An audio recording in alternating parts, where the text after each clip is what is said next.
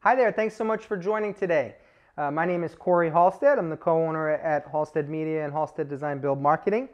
And I thank you so much for taking some time to spend with me today. Something that I'm super passionate about that we're talking about today, and we're going to talk about why market leaders in the landscape and hardscape and design build industry overall, why they never ever stop their marketing. We know this from big brands. They continuously spend and continuously invest.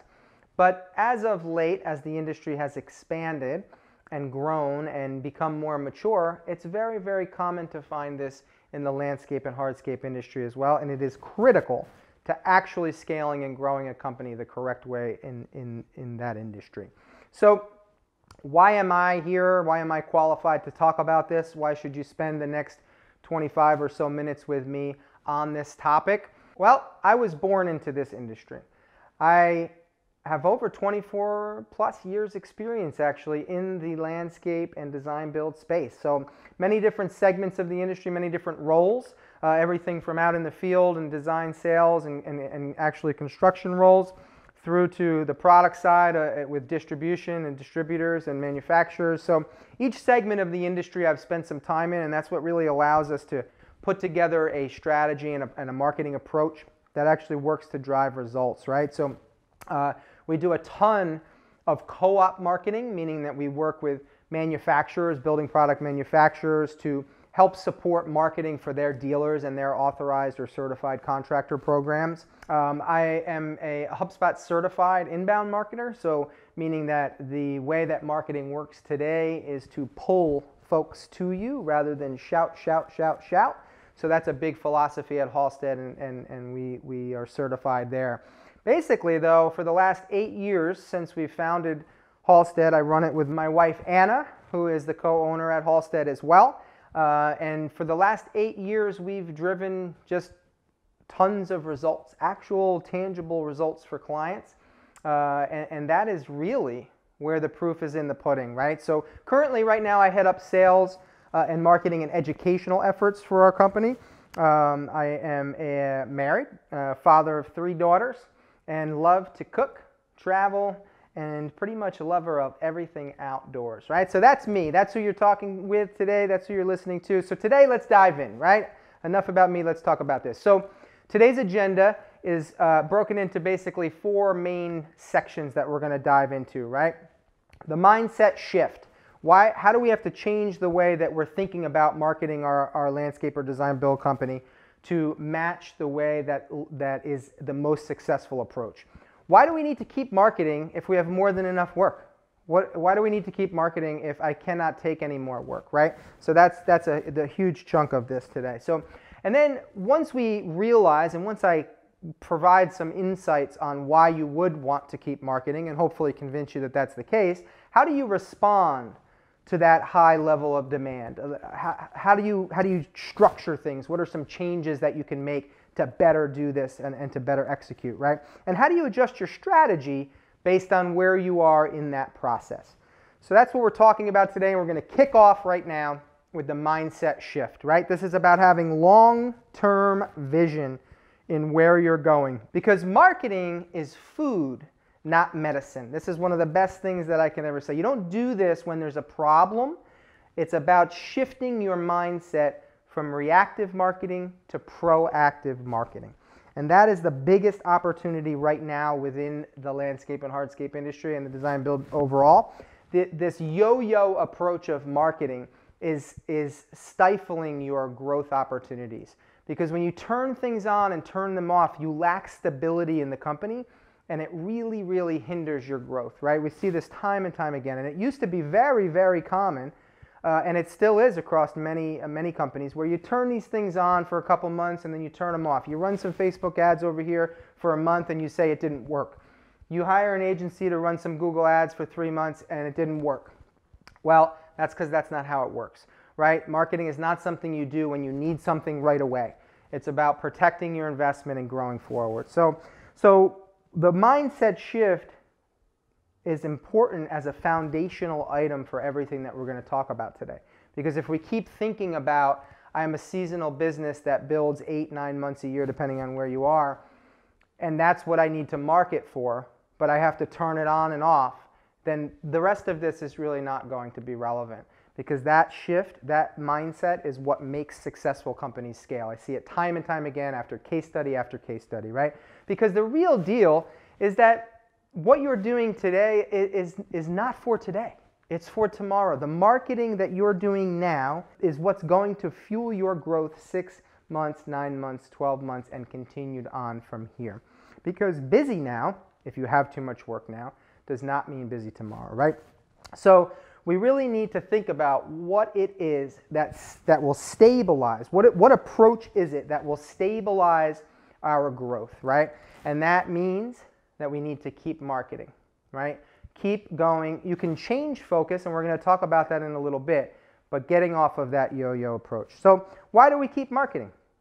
Well, for one thing, in a strong economy, like we've been fortunate for a while, the little guys also get stronger.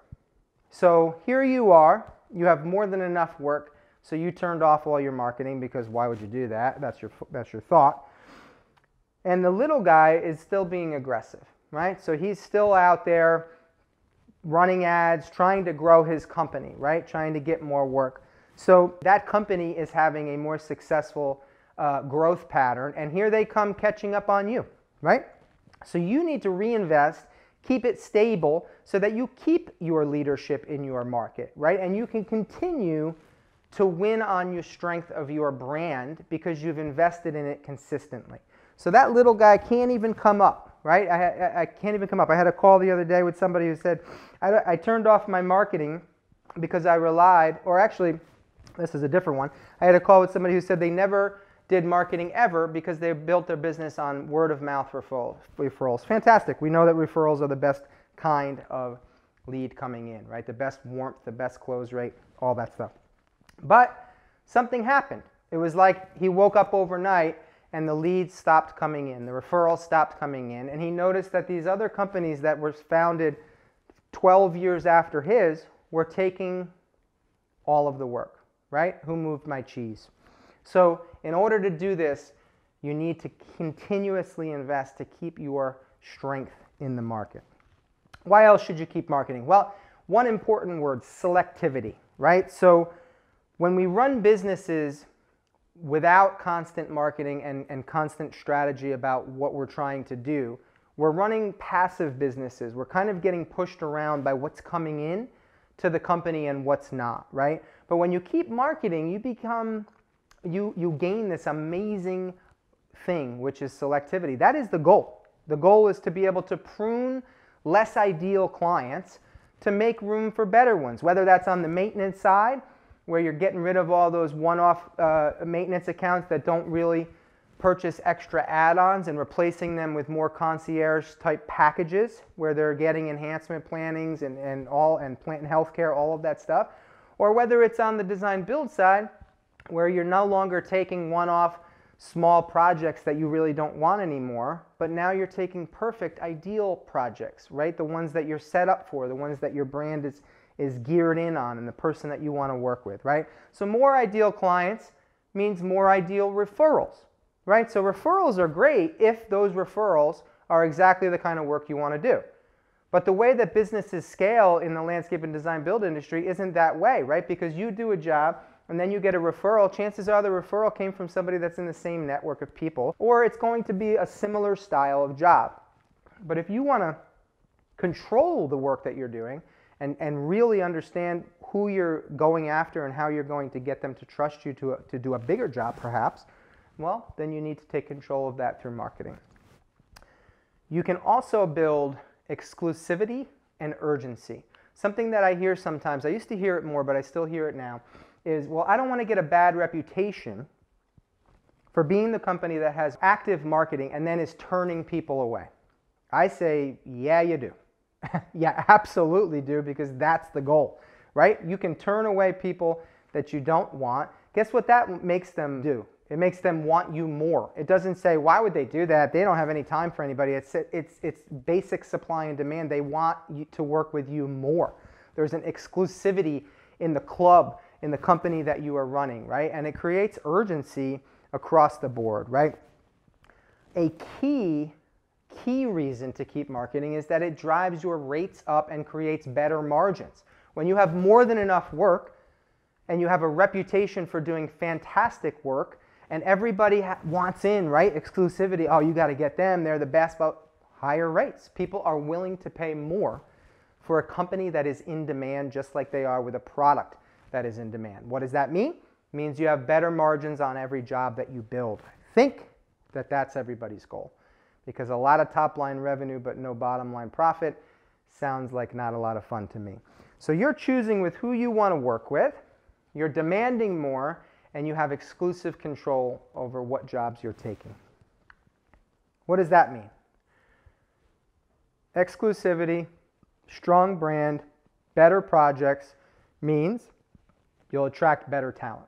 So in the landscape, hardscape, and design build industry, we all know that labor has become a major problem and a major hindrance in many companies' growth. Chances are that you struggle with it, that you watching this now are struggling with that or have in the past, right? So how do you attract better talent? I have these conversations every single day because a lot of the systems that we deliver at Halstead are designed to attract talent just as equally as they are to attract work. So better projects means better clients, means better talent, right? The best talent in the industry wants to work for the best company in the industry or in their market, right? So higher margins means that you can pay higher wages for better people that want to work for better companies. And you can provide better benefits packages to these folks. So you're increasing the ability to close and win new talent, right? So in order to do that, you always have to be present. You have to have a strong brand that they're constantly seeing. And basically, the pool is shrinking, right? We're trying from an industry standpoint to bring more people into these industries, right? More in the trades. But that's going to take some time. So you're basically going to be pulling talent from other people. And you need to do that by staying completely, constantly in their face. So that is why, many reasons why we continue to market even if we have more than enough work, right? So how do you respond to that? Going back to, I don't want to be the customer that just turns everybody away, right? So how do you respond? You're in control now because you have more work than you need. So how do you make this so that things are going to be really well received from the work that you must turn away, right? So you can prune and optimize, right? Meaning that you can celebrate the fact that you have reached a point where you can be selective. It's a milestone in your business, in any business, so absolutely celebrate it. And you can prune and get rid of those customers that you don't want, and you can optimize your business for the ones that you do. You can reinforce to Mrs. Jones as she calls you up that you're worth the wait, right? Why are you worth the wait? Because our quality is better, because we're high in demand, because our craftsmanship is superior, because our design abilities are superior. You can reinforce, hey, look, just wait a little bit longer because you're going to get a better product in the end. Option 2, don't prune and keep yourself stable and optimize, right? Scale and optimize. So you want to grow the company? Not everybody does. You want to grow the company? How do you do that? Well, we talked about recruiting key talent, which is always a point that you need to hit in order to scale. So we already have our marketing continuing. We're attracting better talent. Let's recruit that talent and use it to scale, right? We can look for optimizations and restructures, right? Is there a way to combine 2 crews together? Is there a way to separate 2 crews to allow us to do more work? How do we look for optimizations in terms of systematizing the field or productizing our offerings, right? So maybe now we offer a lower package for maybe a $25,000 or a $30,000 outdoor living package in the backyard. We systematize that with designs. We're seeing that a lot in the industry now, and the consumers are responding quite well in that price range, right? So now instead of having a custom bespoke thing every single time, now you have this package that you can roll out more efficiently. That's one example of productizing and systematizing, right? In many markets, particularly out in the West Coast markets, subcontracting has become, or has always been, more popular than it, say, is on the East Coast, right? So carefully done, you can choose vendor partners for non-core offerings, right? So maybe you used to tackle irrigation, even though it wasn't really in your wheelhorse. It's not what you want to do. But because you were there and you didn't have as much work and you weren't being as selective, you used to do it. Not anymore. Now find an irrigation partner, subcontract that out, and now you free up time to do more of the stuff that you want to do, more of the work that you want to do. So there's options. There's options for handling this appropriately based on your goal. Do you want to optimize and increase productivity and profitability? Do you want to scale the heck out of your company? Whichever way you want to go, there's an option, right? So along with that, though, how do we adjust our strategy based on what we're trying to do with that marketing spend? If we're going to keep that spend, if you're listening and you're buying in, you're saying, okay, Corey, you're going to keep that foundational spend consistent, no yo-yo marketing here, how do we adjust it based on what we need to do? If I don't need a ton more work coming in, then how do I do it? Well, you invest in your brand, right? Because the local brand penetration in your market is what's going to carry you 5 years from now. So you are in a flush state, you have more work than you need, reinvest that money back into something that will not go away when you turn it off.